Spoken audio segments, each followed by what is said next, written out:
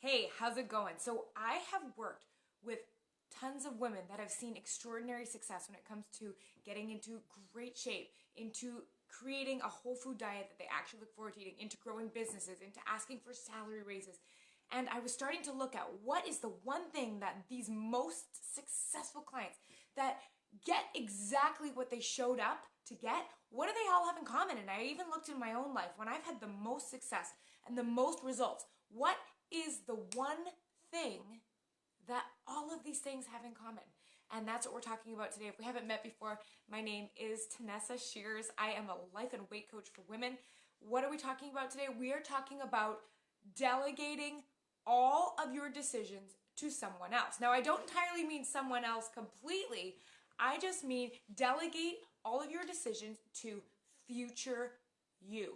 She should be the ones making all the decisions when it comes to your life, your health, your relationships, and here's why I'm going to make a whole bunch of sense. So when we think about when we make decisions now, we're going to talk about our health.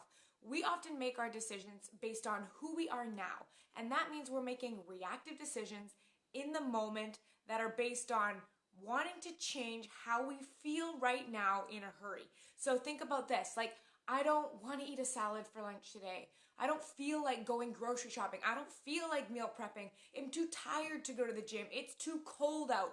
We often make our decisions based on how we feel right now in the moment because we are in a hurry to feel better, and we think that if we don't go to the gym or we just grab fast food or we just, give into the office donuts, that it will make us feel better right now. And we base all of our decisions off of this now mentality, and we make them based on who we are now. So if you're struggling to eat whole foods and you're struggling to, whether it's lose weight or exercise more or, sleep better, and you're making decisions based on who you are now, you are going to continue getting the same results over and over again because the person that's making those decisions now is the one that's deciding for you to skip the gym, to not go grocery shopping, to grab fast food on the way home, to indulge in lots of processed food.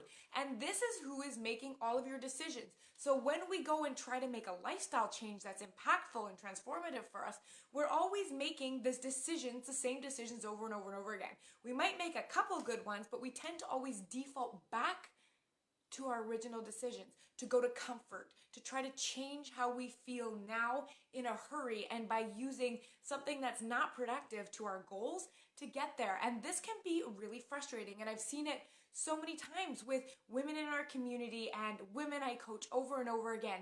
It's that they keep making the same decisions without actually looking at, is there a different way out of it? So like I was saying, the women that I work with that have the greatest success when it comes to changing their life, going after things they want, getting the results they want, they make decisions, they delegate all of them to the future version of themselves. And here is what I mean.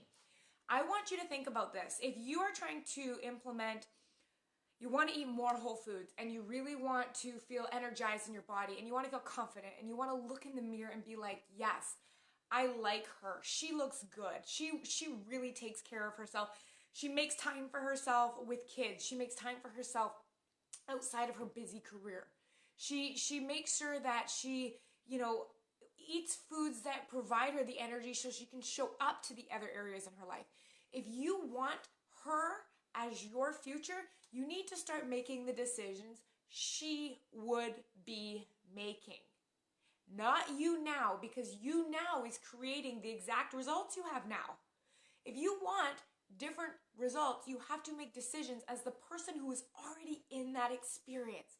So that version of you 6 months from now, which is 10 pounds lighter, or has a workout routine in place, or has the best recipes and has everything taste good for her lunches, what kind of decisions would she be making?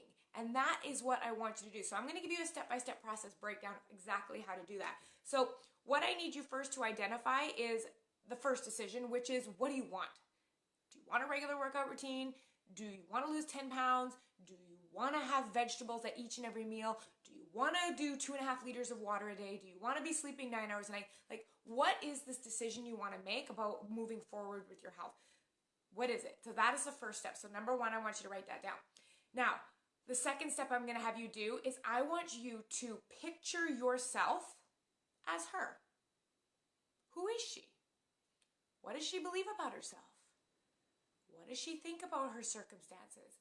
What does she perceive about all the things going on in her life? Who is she? How does she feel on a daily basis? What is the way she thinks? What are the actions she does consistently? I really need you to identify with her so you can always default to yourself like, well, what kind of decision would she make in this moment?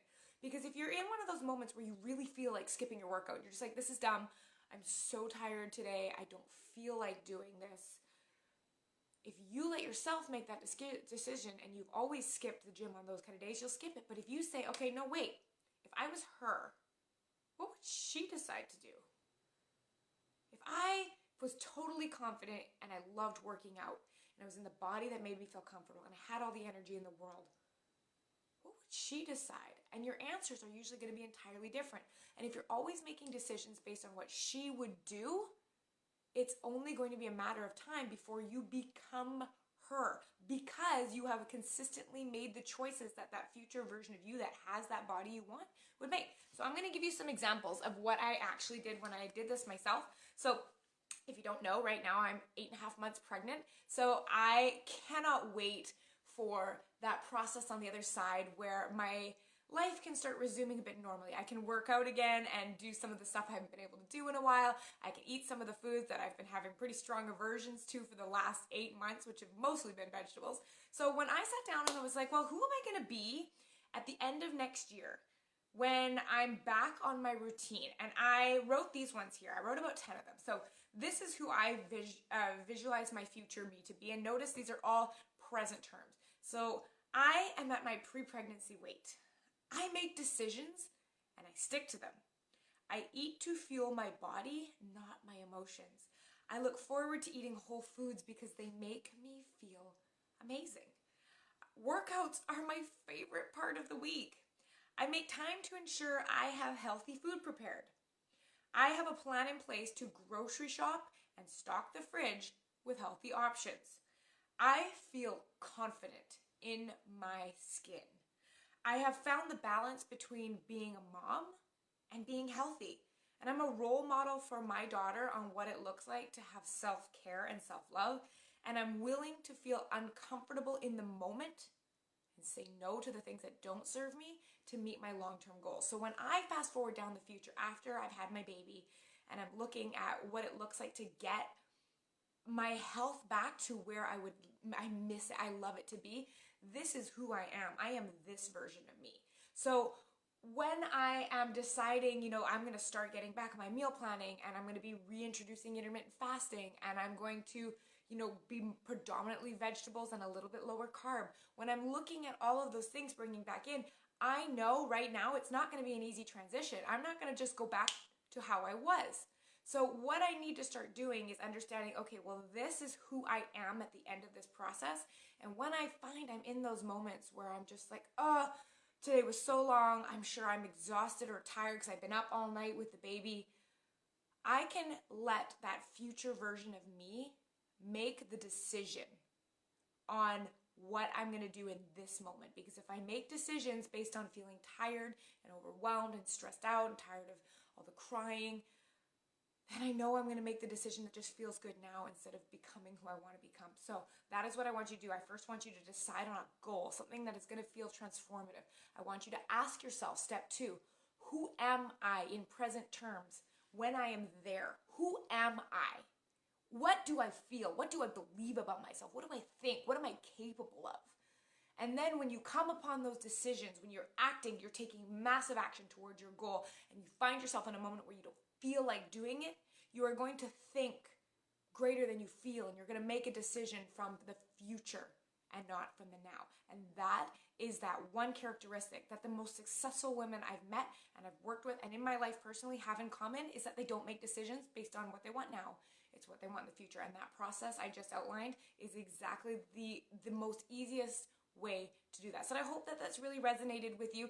I would love to hear if you leave me a comment below and tell me one thing you believe about yourself that future version of you that you can make all those decisions from. It's opening your mind and starting to think in this different way, which creates different results. It is your job to show up and get what you came for. And that means implementing new strategies that you haven't done before. That is what it's going to take to change your life. Now, if this is your like, yes, New Year's almost here, I'm totally ready to do this, I'm opening up 2 VIP days of coaching. What that's going to look like is I'm going to be doing 4 hours of one-on-one. I'm talking about like we're setting goals, we're putting action plans, we're putting it on the schedule, we're getting your workouts nailed down, we're getting your food plan nailed down, and on top of that, I am going to coach your mind and I'm going to show you where you are stuck. I'm going to get you to create this exact future version of you so that there is no falling off the wagon. I'm only opening up 2 of those for the new year. They're full VIP day, 4-hour coaching sessions. If you're interested in one of those, you think it might be a good fit for you, I would love for you to just reach out, book a consultation with me and say, hey, you know what? I'm interested in your VIP day to start off my new year right, to get my goals on track so that we can head off to a sprint. We can set that up. We just talk about whether it's a good fit. If that's for you, send me a direct message. I would love to talk to you about snagging one of those 2 VIP spots. I hope this has been really useful for you guys. Have a beautiful week, and I'll talk to you next time. Bye.